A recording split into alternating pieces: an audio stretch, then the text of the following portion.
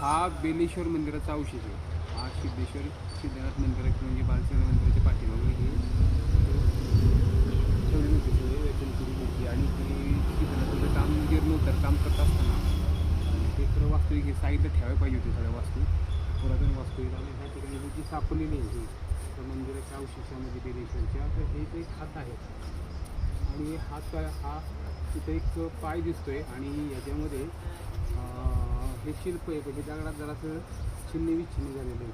त्याला बहुतेक लागलेलं आहे बरंच काम करताना वगैरे, किंवा हे आणताना वगैरे याच्यामध्ये हे झालेलं दिसतंय बरं शिल्प.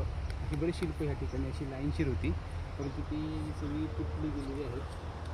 त्याच्यावरनं बराचसा इतिहास शोधण्याचं काम सुरू आहे आता सध्या. पण 2026मध्ये जे ग्रामपंचायत बॉडीने ठराव करून जे मंदिराचं काम चालू केलं जीर्णोद्धार, जसे कोरीव कप जडणचं, तर ते थोडं वास्तविक थोडंसं काळजीपूर्वक करायला हवं होतं. ते दिसत नाही केलेलं, परंतु ऐतिहासिक ठेवा हा त्याच्यामुळे नष्ट होतो त्या मार्गावरती आहे.